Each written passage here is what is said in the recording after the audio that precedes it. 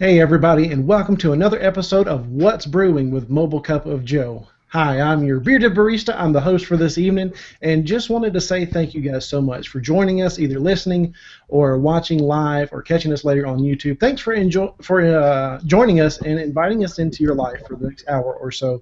And what promises to be a really exciting talk. We've got a bunch of stuff that you may or may not have even heard of over the past week. We've got some stuff about some smartwatches. Some stuff overseas, bezel-less phones. Yeah, I know, fancy word, right? And even some desperation tablets that I was not able to get my hands on, but the rest of the guys were. So a bunch of good stuff going on. Stick around. You want to be a part of this. But first off, before we get going too far, let me introduce you to the Brew Crew. Let me just start left to right like I always do. It's easier for me. I have a hard time keeping up if not. But I am your bearded barista, Alvie, and let me introduce you to Ones and Zeros, Chuck. Chuck, how are you, my friend? Catch us a little bit on your past week. How are you? I'm doing pretty good. Not a whole lot in my past week here. To be honest, I'm kind of boring these days. Although it's finally starting to get warm around here, so started doing some yard work, getting my grass back, and just doing some outside stuff around the house. And also was able to pick up a Remix tablet, which I know we'll talk about later. Super excited about that. Remix tablet, yeah, little hurt on that, but it's okay. I'll get over it. It's fine. It's fine. Well, it's good to see you and good to talk to you, Chuck.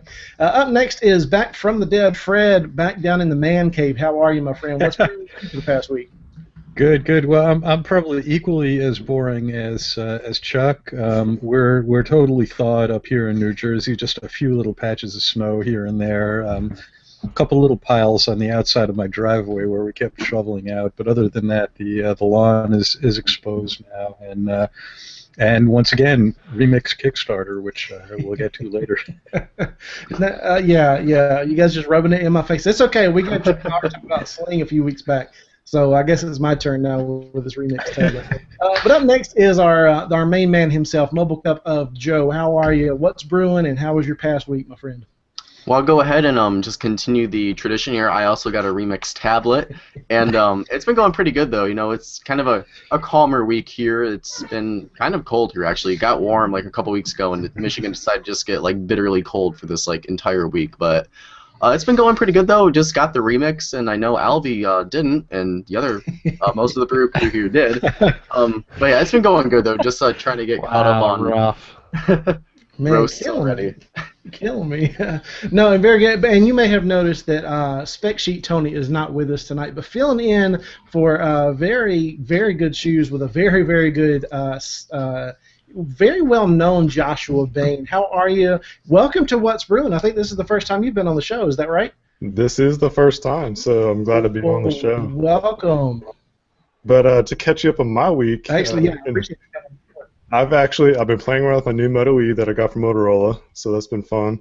Ooh. That was a long story with that, but grass is growing good here too. It's actually been really nice weather, about 60, 65-degree weather, so really nice. It's like one of the best times of year to be down here. Summertime, not so much. It's pretty hot. Where are you located, Joshua? I'm actually about 1 hour north of Panama City, Florida, right on the Alabama-Florida line. So that's where I'm at. But yeah, I'll say I was in Panama City Beach for spring break with my aunt, and my cousin went there one year because we thought it was going to be like a quiet place to go for. Oh, heck and no. That was well, because like my cousin and I were going party town spring break every year. Yeah, that was one of those interesting vacations I went on with like my cousin and my like 50-year-old aunt and her husband. So that was interesting time for sure. It was fun, but I don't know if I'd really want to do that again. That wasn't really so much my pace, but that was definitely interesting. What you got to do, just for everybody's information, if you want to go to the beach, don't go to Panama City. If you want a quiet time, go about 30 minutes to the west in Destin and Fort Walton Beach, and that's where you want to be.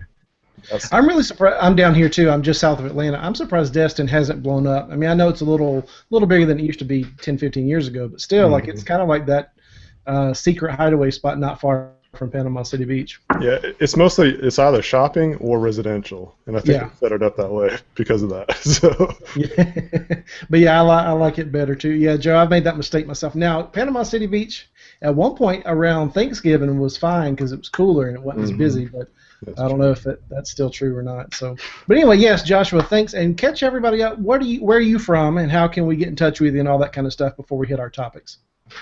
Oh, I'm originally from Massachusetts and all that kind of stuff, but I live here in the South, and I run my own blog and website, YouTube channel as well, Bane Tech, and that's what I've been doing for a while.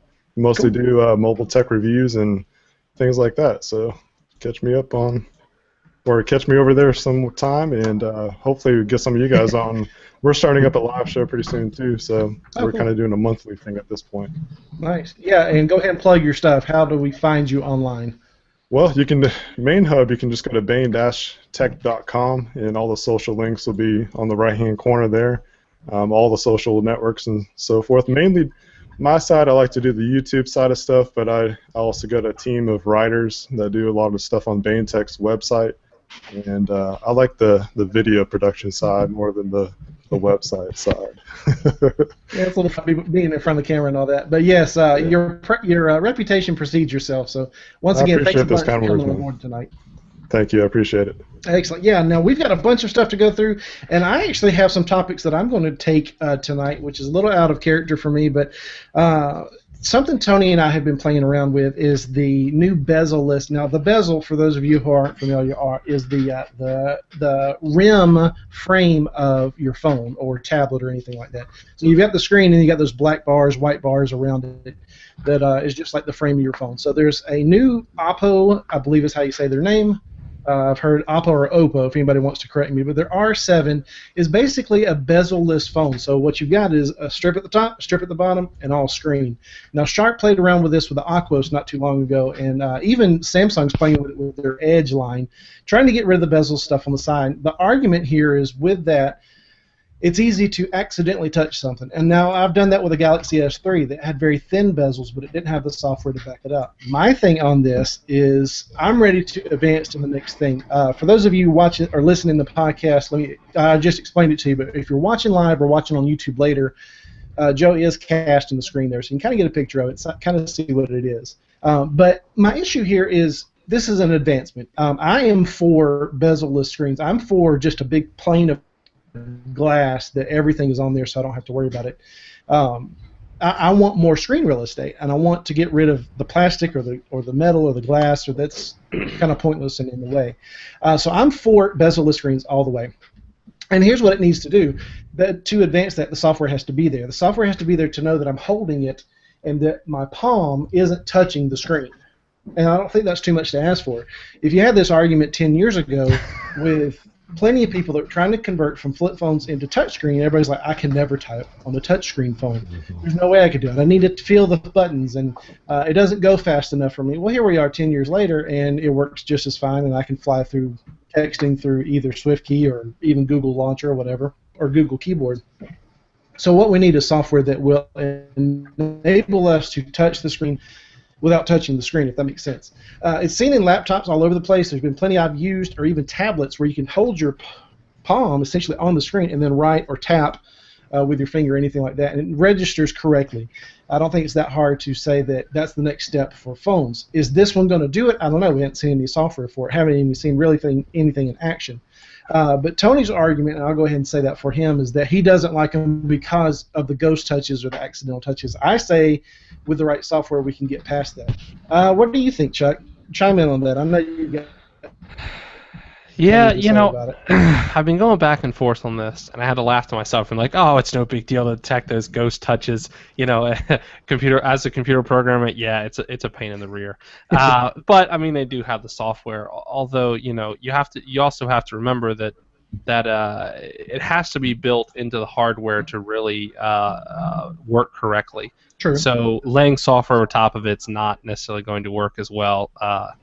I don't know. I've gone back and forth. I've been trying to figure out to myself, do I like it? Do I not like it?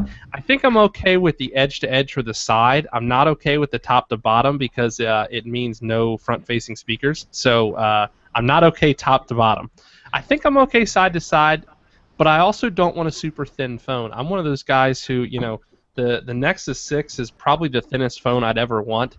I like when I'm using the phone, I actually want to feel it in my hand. So if it's bezel-less, then I think that it can't be a super thin phone. because as I'm holding it, I'm going to be covering that screen real estate, with my hands.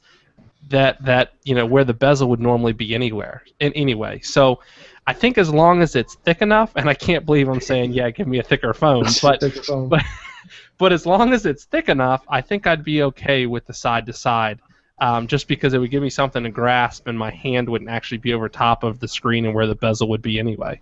Right. Well, and I get that, but hey, I always brag about my 8-inch. It's got front-facing speakers, and the speakers are right here in the little side grill, right in that little slit. And so I don't think it's really that hard to say that a screen could go out to that edge and still get front-facing.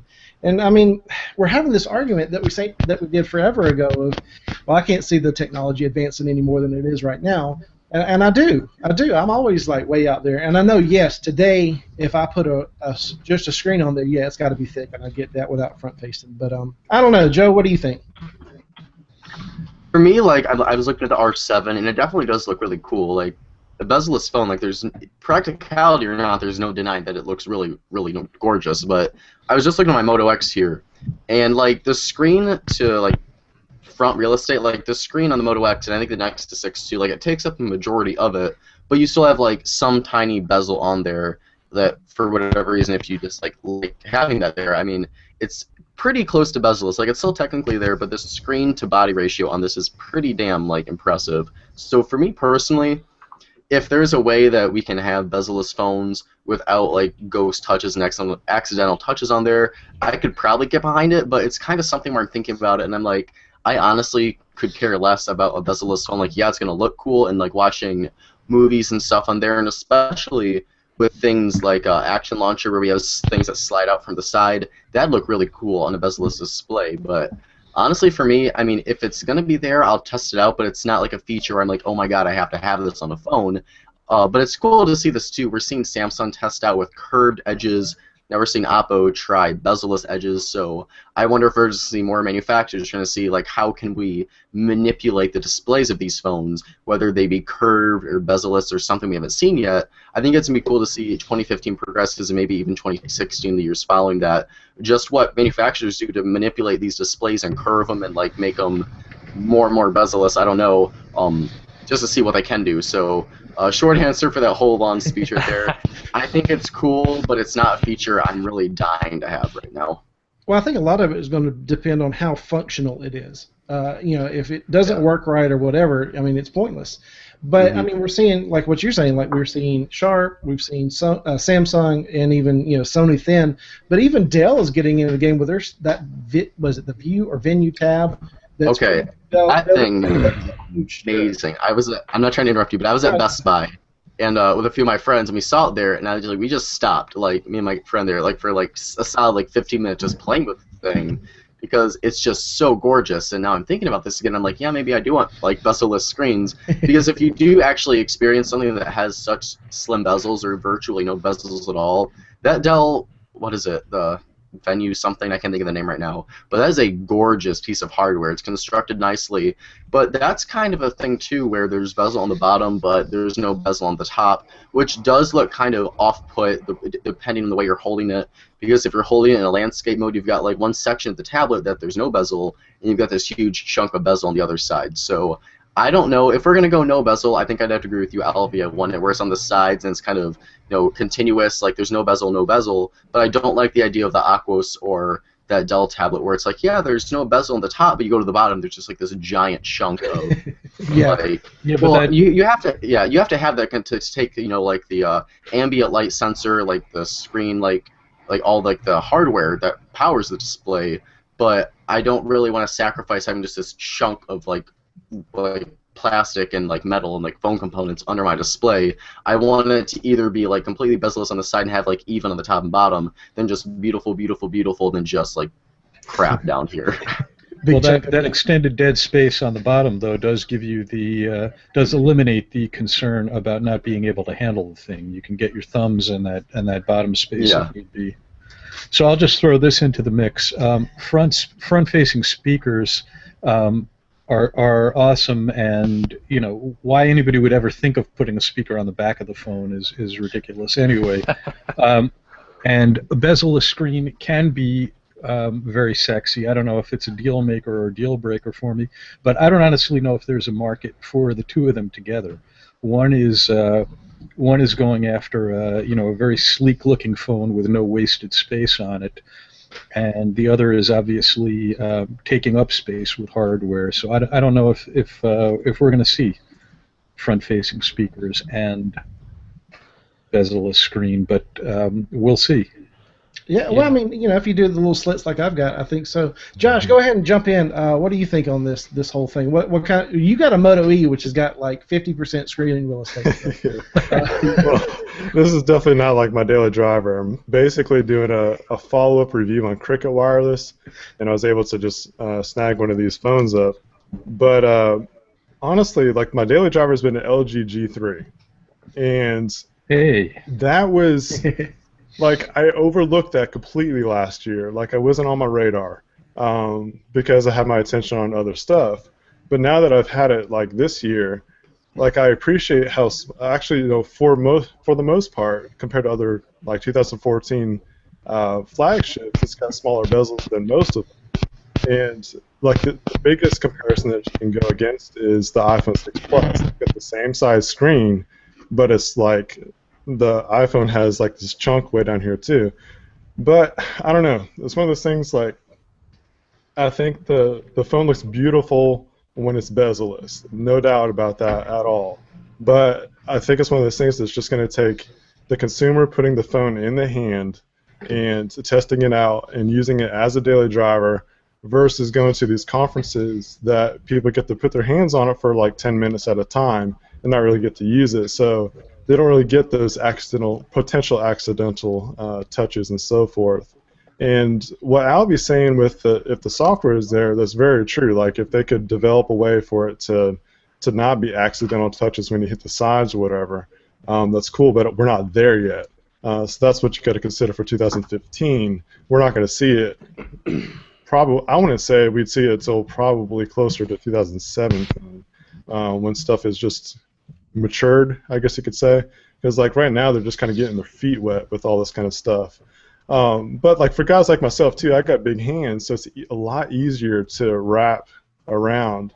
And I'm actually like we'll probably get into this towards later on the show with talk about Galaxy S6 and things like that.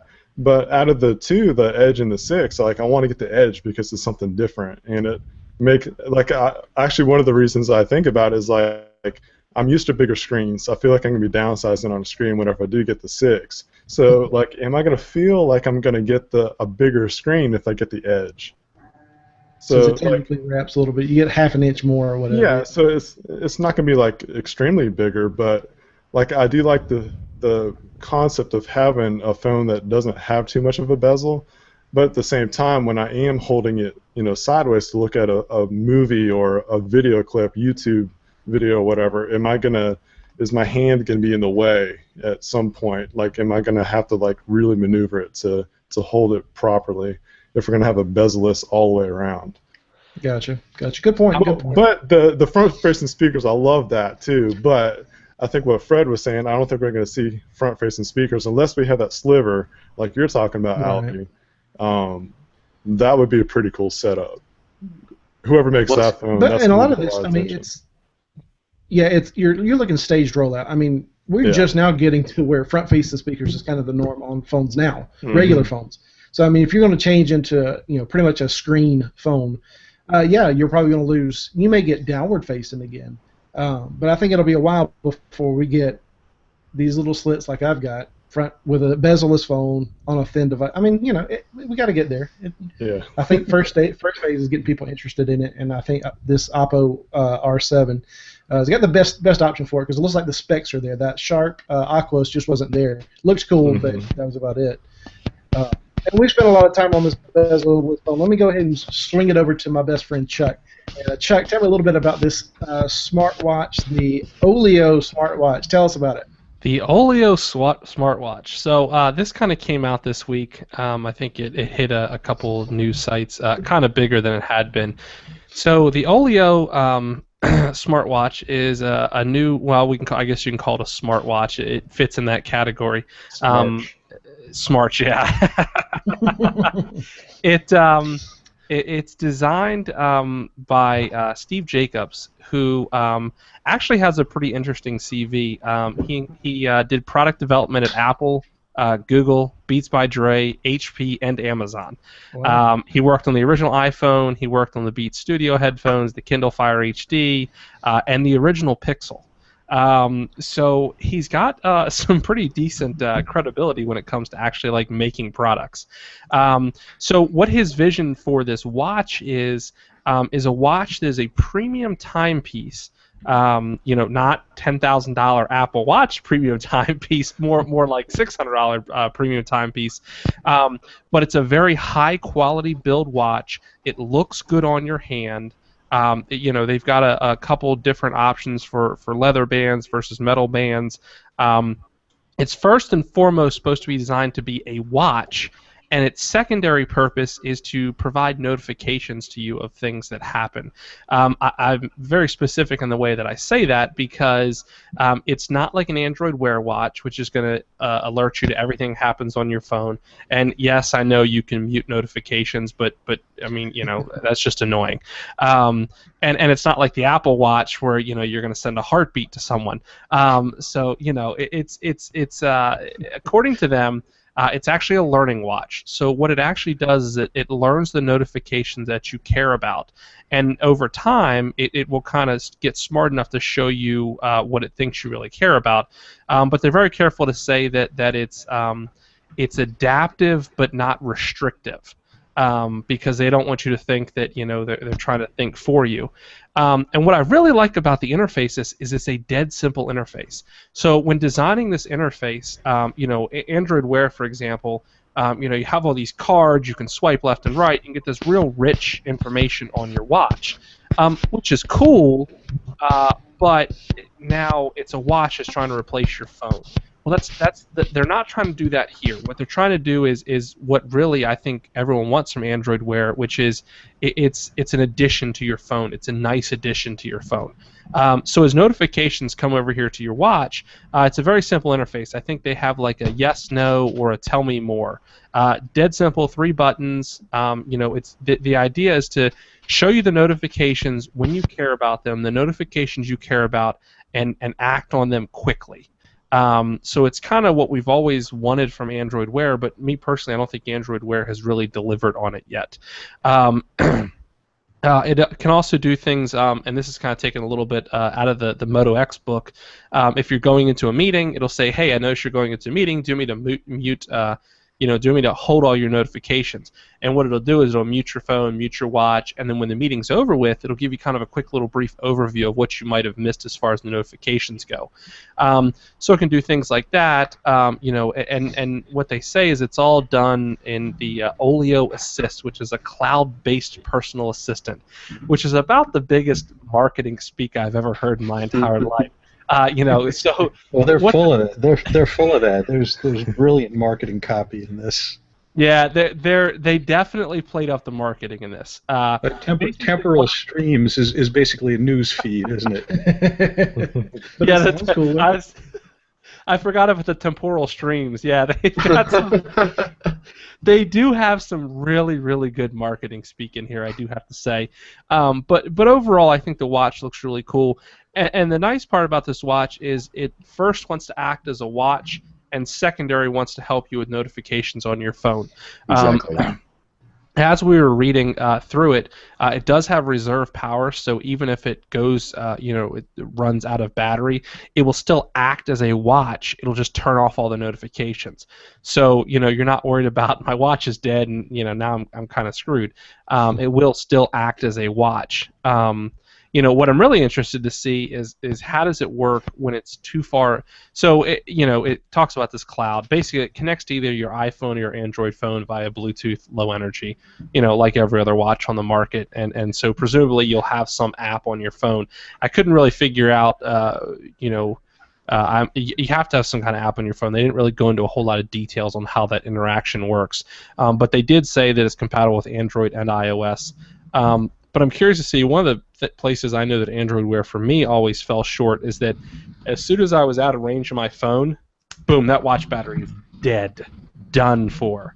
and maybe they've gotten better on that. So I'm curious to see, can I actually leave my phone, still wear this watch, but not have the battery die 10 minutes later? So what do you guys think? I mean, I'm definitely super interested in this watch. Yeah. For Even at the price.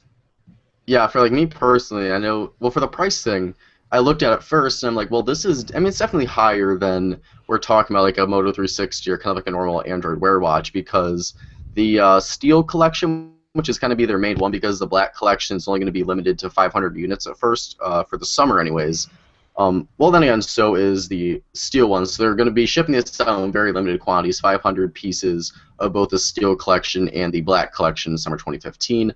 But for the price, starting at $595 with a leather band for the Steel collection, yeah, that is higher than, you know, the average smartwatch. It's kind of on par with the base model Apple Watch. But the reason I think I could justify this more, I'm not trying to sound like, oh yeah, the Apple Watch is expensive, but the Alio's okay, and it's like, okay, because they're not Apple. But I think I could justify this because the Apple Watch is just like any other smartwatch, just like any other Android Wear watch. It's okay. Well, yeah, it's ugly. We'll get that. Yeah, the Apple Watch is ugly. We can say that. But also, it's trying to function. I know Apple's like it's within like 100th of a second or something of like the exact time of like whatever. But at the end of the day, it's still trying to be a smartwatch. Every Android Wear device, as much as I love my Moto 360, it's still trying to be a smartwatch. But this thing is like no. First and foremost, it's a watch, and it's very clear through the design and through that reserve power system where, you can still wear it even though like your power's low, you're just not going to get notifications. Just the way the thing is designed, the way the software is created, it's very obvious that it's trying to be a watch with just additional functionality versus, hey, look, I can do everything on it. It's just a few very simple things, and it's nothing we can't do on an Android Wear watch or an Apple Watch, but it does it a lot smarter, and it learns like notifications that are important to you. And because of that, because of the design, yes, it does have another flat tire on it, but at least they're trying to make it look nice. They've put some design on there. They added their logo, and it actually looks like they're incorporating it nicely to how the software is presented on the watch. So when I first saw this thing actually online, I just kind of glanced over. I'm like, yeah, it's a smartwatch. I mean, there's nothing really special about it. We've seen like these things come in a dime a dozen. But if you really read into this thing, it actually sounds like something that could be really awesome. And they're, you can tell they're going for that market that puts quality watches above anything else. So starting about $550 or so, it's definitely got a heavier price tag than most watches on the market. But if you care about, precision design, gorgeous software, this thing honestly could be worth the money if the software functions as nice as it does, if it learns what you do on your phone like they're kind of touting it to do, and if we get the temporal stream and these fancy marketing terms, if these marketing terms work half as good as the features they're touting, we really could be looking at a very special smartwatch here, because it's actually trying to do, it's not doing anything revolutionary, but it's trying to do it in a different take we haven't seen before, and I think that could be enough with an awesome design to kind of put this self in like kind of a different category of smartwatches and kind of differentiate itself from everything else that is on the market right now. And, yeah, there's a couple things. I'm sorry. Yeah, go ahead. I was just going to say there's a couple things here I wanted to throw out there as you were talking about this too. A couple things that I kind of missed originally. So it's got 2 days of battery juice in it. And it has an inductive charging, kind of like the Moto 360. I'm assuming there'd be a little charger, but it charges to full in less than an hour. So that's pretty fast charging. And one of the biggest things I think that really draw me to this was it's a special display on the actual watch itself, and it does have an ambient light sensor. And what they're saying is that when you're actually outside in the daylight, it's ultra bright, and you'll actually be able to see what time it is on your watch, which most watches these days that are smart watches have the problem that once you go outside, you're not looking at that watch. What were you going to say, Fred? Go ahead. Very true. Just a quick question. Is this the first of its kind that is compatible with both Android and iOS? Is there anything else on the market that will give this level of connectivity to both operating systems? There's the Pebble does. Pebble, yeah. But then again, that's not, yeah. And that's kind of just like a continuous stream of notifications. It's not really like separating it like the Alio is with your temporal streams. Okay, well, all right. Josh, before we go to you, because I know you got something to share on this, let me just go ahead and be the other guy, because I see three guys that are like jumping right all over some marketing speak that we're making fun of. This is not a fancy watch. I'll go back to what I want in a watch. If I want especially a nice watch, I want a timepiece. This is not a timepiece. Oh, I'll disagree with you 100%. This is a timepiece. I don't think so. I mean, agree to disagree, but the mechanics involved don't seem to be timepiece. It seems like a really fancy smartwatch. Tell me what makes a timepiece in your opinion. I'm just curious, seriously. What makes a timepiece? Quality craftsmanship outside of electronics and screen. Okay. So the Alio here is it's made with stainless steel, cold forged, milled, and then hand finished. So I mean the front is I believe they're using what's that display that they're always talking. I don't know for sure. I don't know if it's sapphire display or if it's something like that. But I would tend to agree with you on every Android watch out there. Right. It looks cheap, and even the Apple Watch. But I think I disagree with you on this one, because I think they're really putting a lot into making this, look good, made with the right materials. Like, I don't want to say a Swiss watch because it doesn't have the internals, right? But really make this something that you're going to keep. And the other thing they're doing here too is they've specifically said we're making a watch that you'll wear for a while, because the watch itself is actually going to be upgradable. The hardware components inside, they've said, they haven't really detailed how you'll be able to upgrade it. But I think they're really going for here a watch that you're going to have for quite some time, and I think they're kind of putting that into the design, of the actual watch itself to make it more time PC, I guess. Right. I'll say. Well, and just to me, and that's 100% to be a timepiece, 100% of all of that. And that screen that I look now, the pictures that they can make and the renders that they posted online are gorgeous, but at the same time, 100% of that isn't fancy to me, or isn't timepiecey to me. Just especially with, I'll go bezel-less flat tire-y thing, all that, and that G logo blasted all over the front of my timepiece, which I get logos are going to be on there. Rolex has logos in their stuff, but it's integrated a little more than it stands out. And this is just me, I like to be that weird guy that does other stuff. Joshua, what do you think about it? I'd say I'm more on Team Alvie on this one, because I don't like you. Well, I lean more towards that way. But what I will say about this Alio watch is that I think it's a step in the right direction.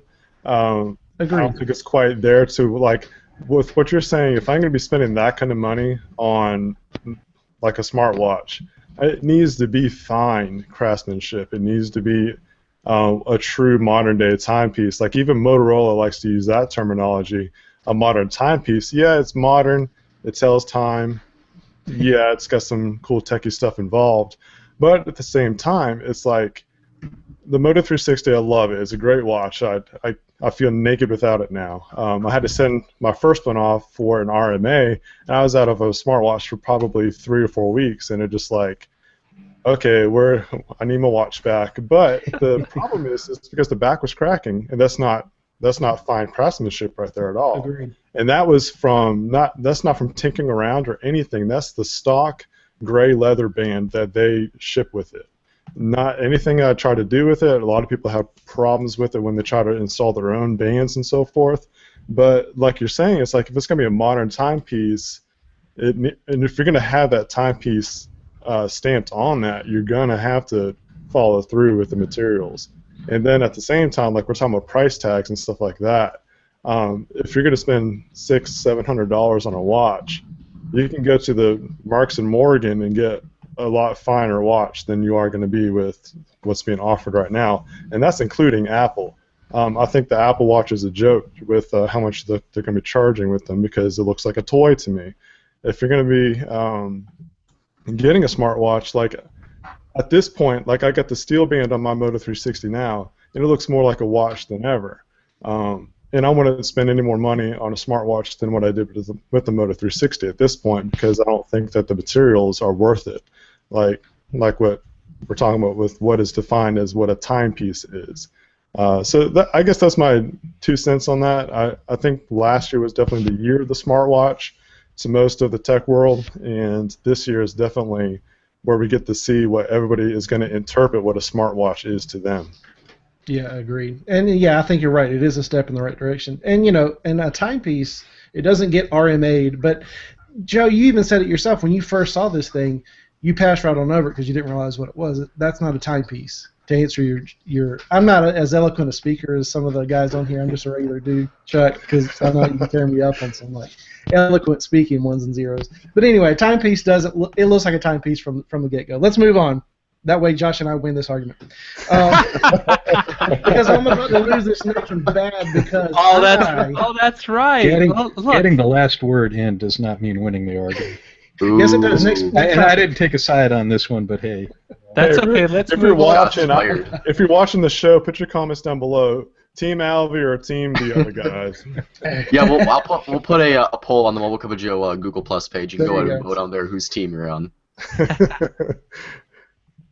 Wait, speaking of that, Joshua, I missed over that, so let's have a question or a comment. Hashtag MCOJBrew all over the socials, or leave a comment in the YouTube section. Leave a comment on the event page. We'll get with that.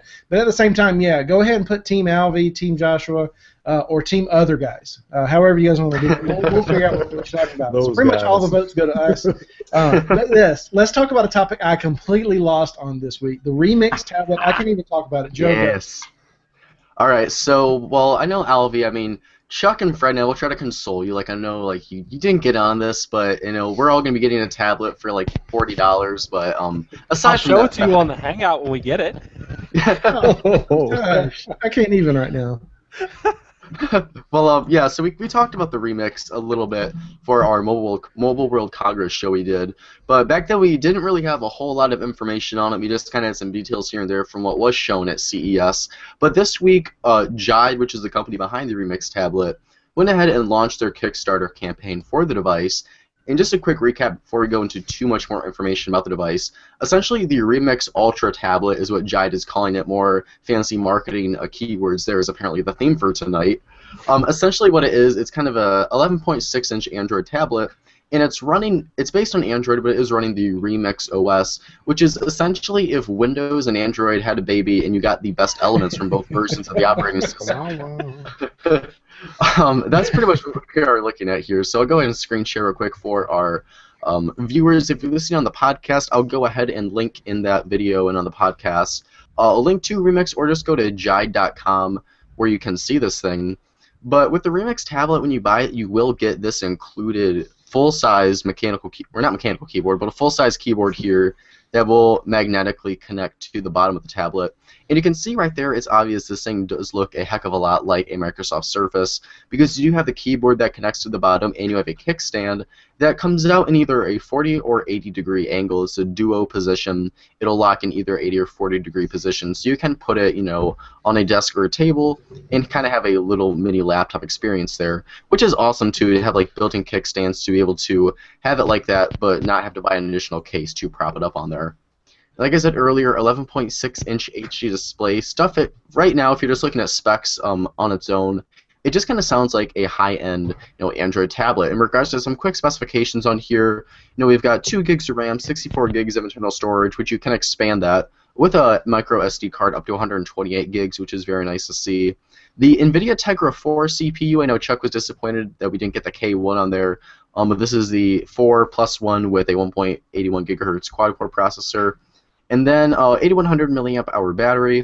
But what's really cool about the hardware too is they actually include an OTG adapter with it, so you can go ahead and plug in a flash drive or a mouse you want to use, which is actually really awesome because that's something we really don't see on Android tablets. So you have the ability to out of the box have an adapter to plug in a flash drive if you want to, have the ability to plug in a mouse if you want to. The functionality is there, but having that included with it with a keyboard really just drives home the point that this is a tablet made for productivity. And if we go to the Remix OS, this is where we really see the Remix tablet say, yes, on the surface we look like a normal tablet, but with Remix OS 1.1, this is really where the tablet differentiates itself from virtually anything else that is on the market. So it is based off of Android, but Remix OS, like I said, essentially takes Windows and Android. So you've got the Play Store in here for the application content, so you can download all of your favorite Android apps. And what's really nice about that is you can kind of see it here. If you launch an app, you have the option to take up the entire screen, but what Jide really wants you to do is kind of use it in the same form it would look like on a phone, so you'd still get that same kind of aspect ratio the application was made to look like on a phone, but since you're running it on an 11.6-inch screen, you can run multiple of those applications on the screen at one time. So like you can use and take up the entire screen if you want to, but you have that option there. So maybe I want to run Twitter and Facebook and Google Plus all at once. I can run those Android apps and have them side by side on the screen, running in that same kind of form factor that they're meant to be running. Because so often with Android tablets, you have it on a 12-inch display, you open up Twitter or Facebook and you just get an insanely blown up version of the app and it looks very ridiculous. So it's kind of their work around that, and it actually is a pretty smart move. And they also have included first-party applications. So one of the big things is you have a built-in file manager on the thing, which is something you really don't see on any tablet. I mean, you can install file managers on there, but this is kind of the first time we've seen this included out of the box, something like this. It looks like, again, if you look at the software, it looks like they took a lot of keys from the modern UI in Windows 8. You have an email client in there, which looks really nice. It's got some nice built-in functionality there. A full desktop browser, their own calendar, power management, application search to go ahead and search through anything that's installed on the device. And kind of the kicker for me, which I think is really cool, is that you have this taskbar on the bottom right here, again, like you would on Windows. So say you're running lots of apps at once, you can go ahead and just click on these things like you would on Windows with either your finger or your mouse on the touchpad, and just launch them and minimize them and open two or multiple side by side on the screen at the same time, and just essentially use this thing like a laptop. And that's really what Jide is driving with this thing, because yes, it is technically in the form factor of a tablet, but it's got a pretty big screen, 11.6 inches. You have a kickstand there, you have a keyboard, and the software is laid out perfectly, which is really, because I'm working on an article for our hush hush upcoming website we've been working on for quite a while, and I was working on it, and it's so long. The iPad first launched in 2010, and you can make the argument that yes, we've seen upgrades in displays, we've seen better processors, we've seen extended battery life, but at the end of the day, the stuff I do on my iPad right now, on my iPad Air, is pretty much what you could do on the original iPad. You can download applications, you can watch movies, you can type documents, and you can do it more efficiently on tablets nowadays. But at the end of the day, it's still essentially doing the exact same thing. So what Jai is doing with the Remix OS, it's like saying, what can we do to make tablets more productive? Let's give them the applications and the content and the software you need with Android, but put it in a fashion where you can actually get work done here and do true multitasking like we've been needing on tablets so desperately long, because tablets have been fantastic, but we've needed this revolution in software that allows us to take advantage of the specifications of the display. And I think Remix OS is really the answer we've been looking for in tablets and what we needed for tablet productivity for so long. So I'll go off my rant here for a second, and because I just talked for a solid at least 5 minutes there without taking a breath. So what do you guys think about this? I mean, do you kind of agree with me, or do you think there's work that Jai needs to do for this Remix OS to really take off, and if there's improvements they need to make to it? I've got nothing to say because I didn't get one. Well, none of us, to be clear, none of us got our hands on them. We just have a claim staked on them. I'm real excited to see it. I love the having the keyboard. I love a physical keyboard. I'm showing my age a little bit, but I grew up with typewriters before we had PCs all the time. And I use on-screen keyboards. I use SwiftKey and swiping gestures, but the ability to have a physical keyboard, especially when you're dealing with a screen of that size, it makes a huge difference to me. So I love that. I love the multi-window feature, or at least I think I'm going to love it. We'll see what it's like when it gets here. And I like the idea of having what essentially looks and I expect is going to feel kind of like a desktop version of Android, on which we can actually run Android apps natively. Yeah, I think the biggest win here, there's a couple big wins here. One, I think something that we haven't mentioned yet is it does have full Google services on here. It has the Play Store. You can install any Android app. So I guess presumably it's Play certified if they're doing the Play Store, or maybe just because they're in China they can do it and not care. I don't know. But either way, I think that is what really makes this thing super powerful, because you have the entire Android ecosystem at your fingertips. And let's face it, there's a lot of great apps out there for Android. But the biggest problem with most of them is they're not optimized for tablets. And furthermore, if you're doing a tablet, you want to run multiple things at one time. So I absolutely love the fact that I can put Google Plus here, put Twitter here. I can, have Chrome over here, and really get the full benefit of having a tablet and having these multiple windows open. And I tell you, that was one of the things that I would have always bought a Samsung tablet, even though I can't stand TouchWiz, is because their multi-window is awesome. I mean, it's just it's on a phone, I don't really care about it as much. Maybe split window's nice, but on a tablet, having that multi-window is just a killer feature. And they've really kind of put this nice overlay. They've almost like taken the best of Android and put a very nice desktop overlay on it to make it really useful in its tablet form factor. And I think, I know we had talked about before the show, Intel has come out and said that they're going to start working with Google on convertible Chromebooks. So Chromebooks that have the keyboard, but the screen detaches and becomes a tablet. And I'm not actually sure that that's as useful as this is, because I think there's way more Android apps that I would use as opposed to the nature of a Chromebook where everything's a web page. Yeah. Right, because like on the Remix, you'd have the option. So you can go ahead, Alvie, but on Remix, you'd have the option if you want to do everything in the browser, but you also have the option too. You can run those applications if that's your sort of thing as well. Yeah, that's always been my issue with Chromebooks. Like it's a great little netbook, but you can do a lot of stuff on it. But Android really has got the market. I wish Chrome and Android would get together. Joshua, what do you think about it? I know you didn't pick one up, but what's your opinions on this Jide Remix? Well, my opinion on it kind of changed at the last second once Chuck brought up the thing about with how Android apps if I was going to use it, I think I'd use more Android apps than I would a web-based or web page.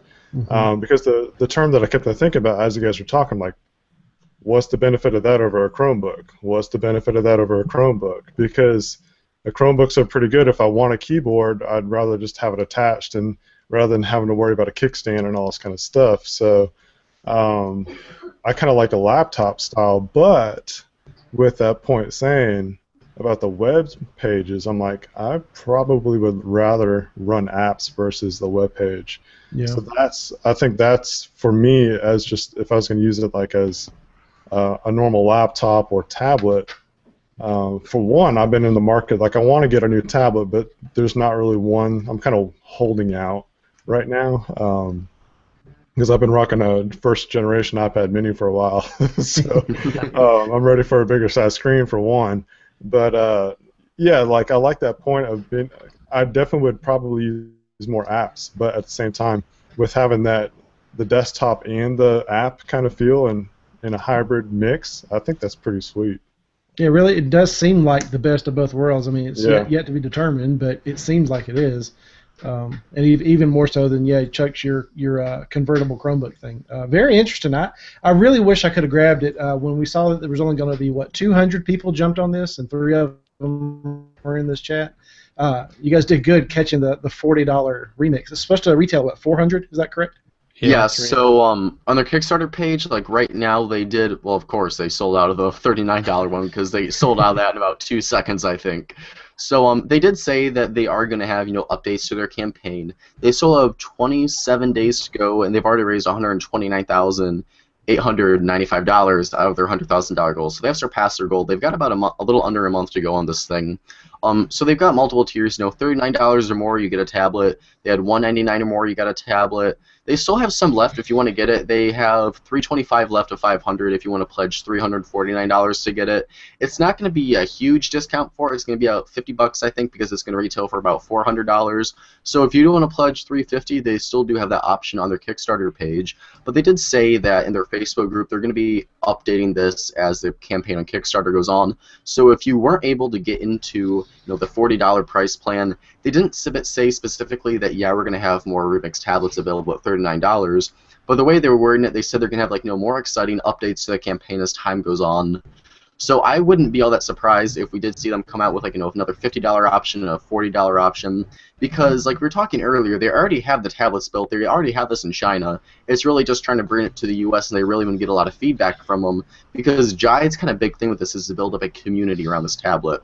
So the reason they're selling these for $40 a pop, yeah, they're losing money on it, but they're trying to get this out to people. They're trying to get feedback on it. They even say on there, just use it as much as you possibly can, because they really need to get feedback on the same, because yes, it's based off of Android, but this is essentially a completely new operating system. So they got to see where are the bugs at, how can we improve the user experience on here to really make this thing awesome. So yeah, we're getting a cheap tablet, but we're kind of helping them out. Like, it's going to be fun to have a tablet. To buy a tablet for $39, you don't get that opportunity every day. But it's really more of, it's not I'm just buying it to use it off and on. It's like I'm buying this thing to kind of help this company go forward, use it as much as I possibly can, find what's wrong with it, and kind of make it a better product for when they do go full retail with it. But if you think about it too, even at the full retail price of it, it's still a really good buy. Oh yeah, like you talk about the market of getting a new tablet, like a $300 or even $400, you're still going to get a really quality tablet, get a ton more features than what you could matching up to the new Nexus 9, matching up to even some of the iPads like you were talking Chuck's about. Favorite tablet. I mean, iPads are cool, but like you were saying, like the iPad 1 and the iPad Air, you could still pretty much do the same stuff, but with this, you got desktop features and you got full-blown keyboard support and the OTG stuff. That's really awesome. Yeah, it's pretty cool. Yeah, because apps are optimized for iPads a little better, but still, it's just a big iPod. If you want to go back, to bare bones basic stuff here. So, and I also saw somewhere that they kind of broke Kickstarter because they were supposed to be limited to 200 at the $39, and 355 got in on it. So they're still working to try to work that out. More than likely, if they try not to be another.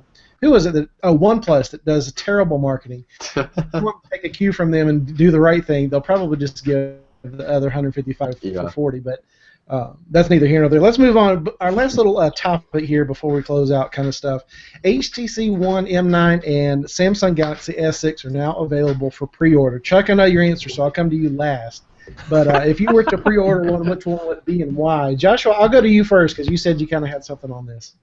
Well, like pre-order. Well, I'm a Verizon subscriber, so I couldn't go ahead and jump on a pre-order yet. But April 1st is when my time will come for that. I'm still trying to decide because, like, I've already had about 3 companies send me Galaxy S6 cases, and I'm like, I haven't told you which one I'm getting yet. And I lean more towards the Edge because I just want, something different, but. At the same time, I don't know.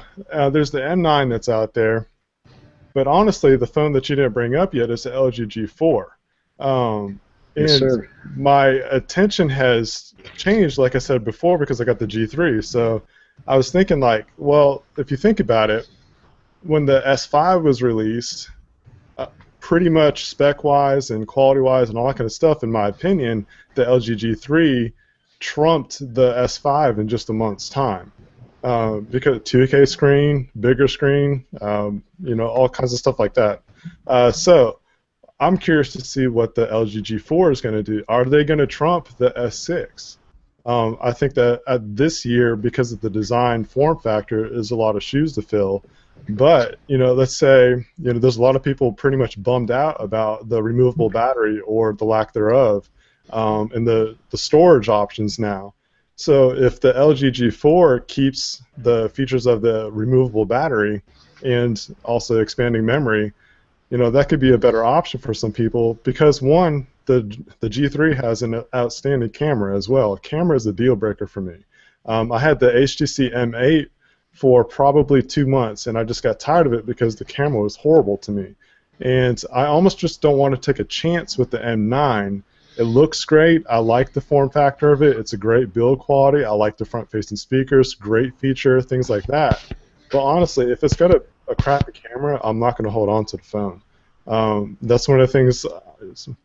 Some people might disagree, but the Nexus 6, if that camera was better, I probably would have kept it longer. But I moved on to other stuff like the Note 4 for a while, and that's got a better camera. It's got a great screen and all that kind of stuff. But between the three that you brought up, I'll probably have to go for the Edge over them all, over those three at least, because it's something different. And one thing I will say about what I am proud about Samsung this year is that I think that they finally stepped up to the plate and gave us something that a lot of people are or have been screaming for a while, and that's the build quality. The build quality is so much better than what they've offered in the past, and whether it looks like an iPhone or not, like I don't care because an iPhone has a great build quality, and that's something that a lot of people appreciate about it. So I'm proud that they stepped up this time and gave people something that's really worth the money. Yeah, well, and Fred, I know you're a big fan of LG, and Joshua, you kind of copped out there. Of the three phones, at least you came back to it. You're like, of the three phones, I'd rather go to LG, and it's not even like official yet. But Fred, I know you're an LG fan too. So, but on this one that we're talking, which one would you go for? Yeah, I'm on the same page with Joshua here. I'm very excited to see what as you guys recall, I was a big fan of the G3. Yeah. But out of these two, hard to say, being that I haven't handled either of them yet, and I'm hoping to do so in the next month or two. I know review units are out there, although I've not gotten my hands on them yet. But I've been happy with the HTC Android phones, other than the low-end Desire, which you guys recall we talked about on the show, and I was not happy with. But I'm honestly curious to see what the S6 is going to look and feel like in light of the revisions to TouchWiz that we've been talking about.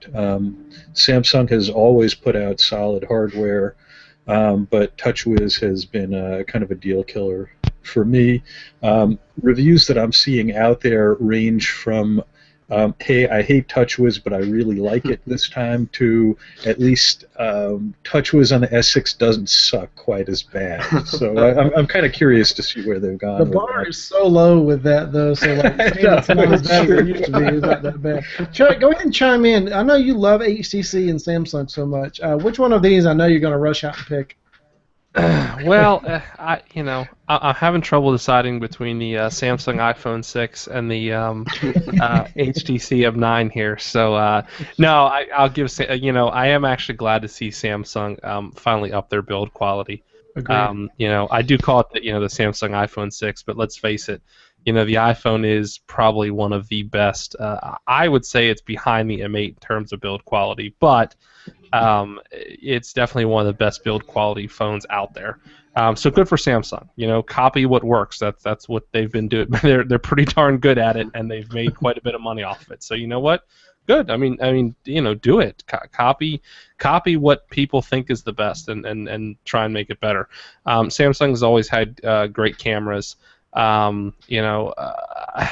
would go with the HTC phone.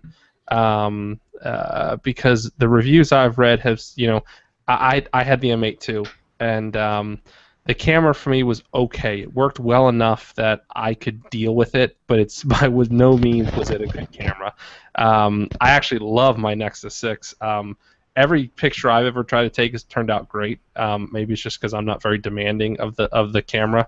Probably. I mean, I'm just snapping basic photos. So for me, it works awesome. I mean, I'm happy with the Nexus 6. I probably won't get another phone for at least till the next Nexus if I get on Verizon. Well, I'm on Verizon, so I have to hope that Verizon carries the next Nexus device. So I think I'd probably go with the M9. I really like HTC's build quality. I like the front-facing speakers. I'll use the marketing term boom sound. I like, they have very nice, loud front-facing speakers. I actually like the fact that they went with a 1080p screen and not a quad HD screen, because I think that now it's still overkill right now. Yeah, I know people are always saying we want it, but it just wastes battery, and you really don't see that much of a difference. I've got the Nexus 6, which does have the Quad HD, and yeah, you can tell a little bit of a difference, but it's not that much. So I think I'd go with the M9, and hope that their camera is good enough. Out on a branch there. What about you, Mobile Cup of Joe? What you going for? Well, when I first saw these devices announced at Mobile World Congress, I was leaning more towards the HTC One M9 because I mean, arguably, HTC makes some of the most beautiful Android devices, really most beautiful smartphones on the market right now. So from a design standpoint, I would definitely have to give props to HTC. And once you have heard boom sound speakers, I mean, or any front-facing speakers for that matter, it is really hard to go back to something that's either side-firing or rear-firing. But from what I've been seeing about people that have gotten review units of the HTC One M9, they say that the software in the camera is nice and that they've got fun effects and stuff on there, but the actual quality of it is really not that much of an improvement over the HTC One M8. Granted, yeah, you have a lot more megapixels in there, so you've got more detail in the shots, but the One M8 actually had pretty decent low-light performance with the ultra-pixel technology. So from what I've seen from the photos that have been put online, I haven't been super impressed with what is on the M9. And similar to what Joshua was saying, cameras on phones are a big priority for me. And that's probably one of the sore points for the Moto X, which is my daily driver, because it's functional, but I mean it's nothing really fantastic. It gets me through the day, but not a day goes by where I really wish this thing had stronger cameras, both on the front and the back. So for me, Samsung, they've always made killer cameras. I mean, iPhones arguably have the best cameras of a phone on the market, but Samsung has always been one step behind them or even a step above, because the Galaxy Note Edge that I have right here has a beautiful shooter on here, and so does the Note 4. So from terms of cameras, which are hugely important to me, that's one big point the S6 definitely takes right there. Also with the Samsung Pay functionality on there, where you can use your phone to pay at any store that accepts just a debit card or credit card, because it does have that freaky future technology which sends some signal to the card reader and actually recognizes the S6 or the S6 Edge as a physical piece of plastic. So what's cool about that, just to interject real quick, is that it's actually backwards technology, because it will actually read some of the older card readers at stores. So it's I'm actually more interested in using my phone to pay for stuff now, because I'll be able to, I live in a small southern town, and they haven't really adopted technology that well yet. So I'll still be able to use that in my town, everyday life kind of thing. So that's a perk, I would say, that I'm actually more interested now, that a feature that I haven't used hardly ever, but I'll be able to use it now because I'll be able to with my old town junk. Right.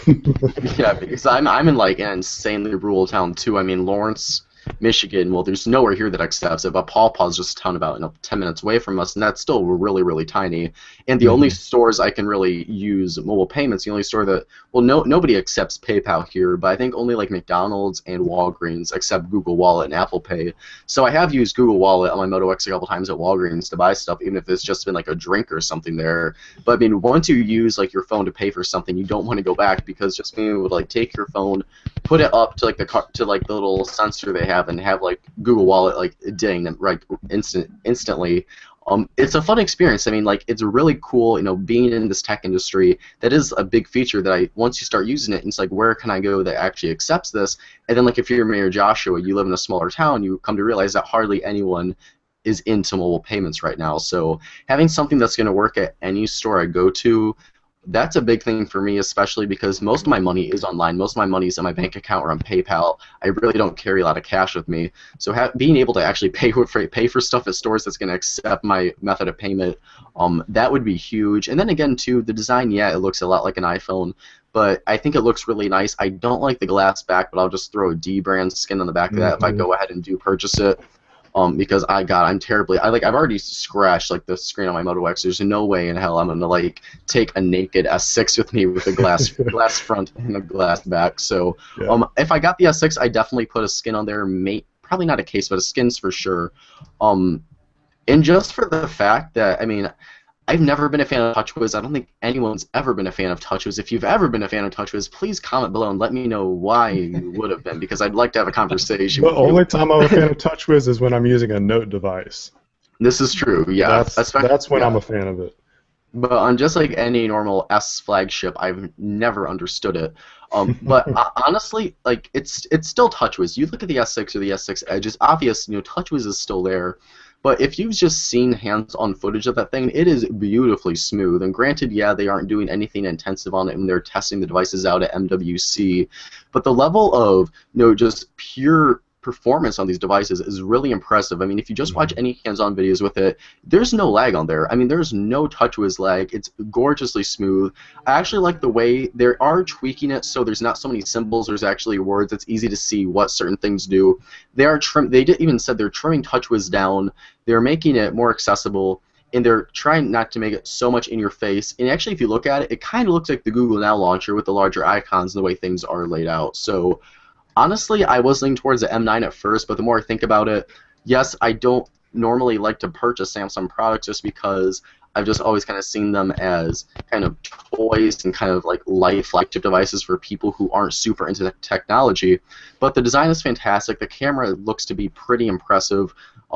The software looks really nice, and Samsung Pay looks like a killer feature for me personally. I'm not saying that's going to be for everyone, but for someone like me or Joshua, that's a big thing. If you live in a town that's really mobile payments really don't exist. So honestly, I don't think I'd ever say this, but I'd have to side with Samsung in this case, where I would probably go for a Samsung Galaxy S6 between the choice of a One M9.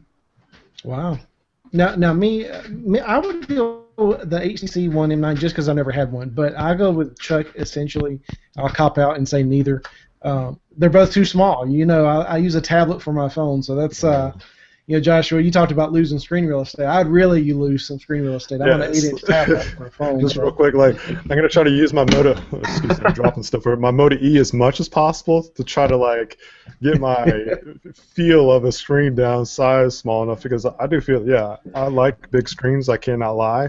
And, it's going to be different, with having a smaller screen, because it's not it's weird. Some people's like a Galaxy S5 or S6 screen is not a big screen, or it's not small. But if you get used to using a Note device, when you can tell the difference. Shoot, from a Nexus 6 to a Note 4, you can tell the difference in a heartbeat. So yeah. Anyways, sorry. Well, when you're looking at devices on that size range, even 8-inch to 5-inch, or let's say 4.5-inch to 6 inches is what normal phones are. There's a big difference between those two. I mean, I know it's only an inch and a half, but when you're looking diagonal across the way, it is a huge difference. So me, I would go of the two M9 just because I've never had an HTC, but essentially neither, and I'll stick with my Sony. You guys know Sony fanboy there. But yeah, let's move right along. So I'll finish that one too. I'll win that argument too. Last word wins, right? But anyway, that does conclude our show. And thank you guys so much for watching. If you have any other questions for Joshua or the Brew Crew, or even Tony, Spec Sheet Tony, want to hear him chime in, leave us a hashtag MCOJBrew on any of the socials. Leave a comment on the YouTube section or the event page or anything like that. But before we get out of here, let's find out what's going on this next coming week. 1 and 0's Chuck. What is up for you this week, my friend? Oh, not too much. My parents are actually flying in tomorrow, so my parents will be here for the week. So I've actually taken the week off work. It'll be, I guess, lots of fun with the parents here. I know they may watch the show, so I want to ask you if it's a good or bad thing. I love it when my parents come into town. So back from the dev, Fred, what's going on for you this week? What's brewing? Well, springtime here in New Jersey, hopefully. Should have some music stuff coming up in the next few weeks. Hopefully lining up a couple of solo guitar performances. Cool. And as things settle down and I get some time, hopefully getting some content up on the elusive MCOJ blog site in the very near future. Excellent. Yeah, you guys know Fred skips out on the show sometimes and does some musician stuff. He's actually really, really good. He's not just one of those oh yeah, he's a musician. No, I've heard Fred stuff. It's actually really good. So maybe we'll be able to post some of that stuff too as we record and share that. Thank you. Thanks, man. Mobile Cup of Joe, what's going on for you and the site and the YouTube page and the blog and everything for the next coming week? What's up? What's brewing for Mobile Cup of Joe?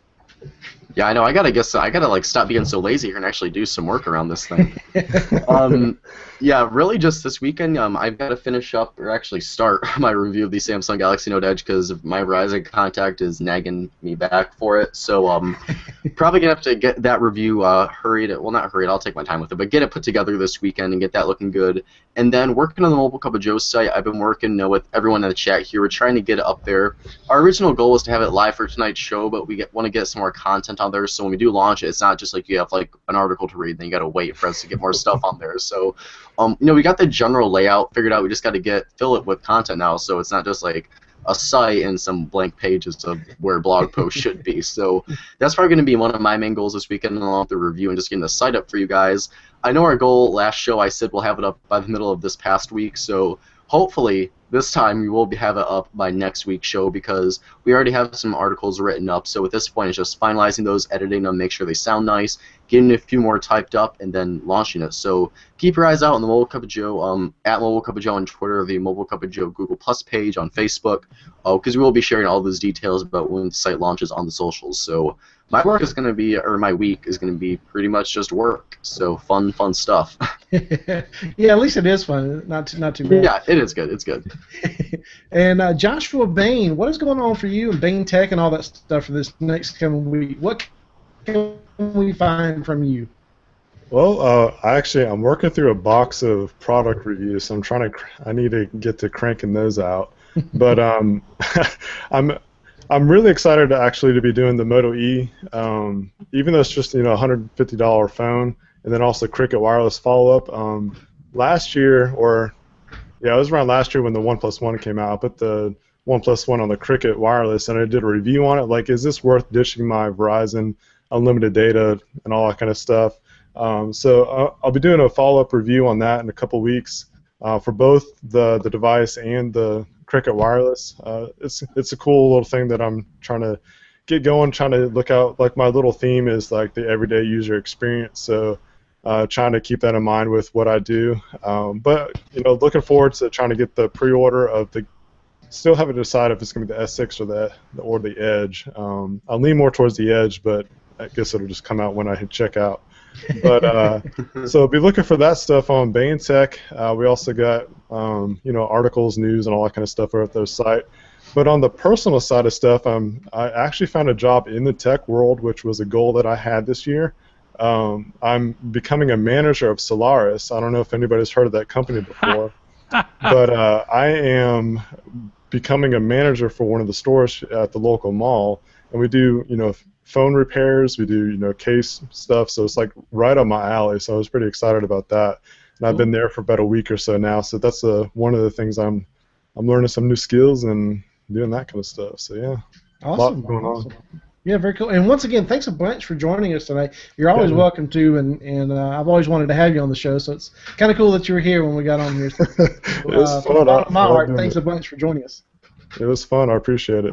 Yeah, absolutely. But that does conclude our show. So thank you guys so much for watching or listening on the podcast. Again, if you have a question or comment for Joshua, Bane Tech, or any of the Brew crew here on anything that we've said, hashtag MCOJBrew, and also hashtag Team Alvie on Twitter and, for winning that argument. But for Chuck, Fred, Josh, Joe, and Tony, and myself, thank you guys so much for watching. We'll see you guys next Friday night. Night. Nice. Peace out.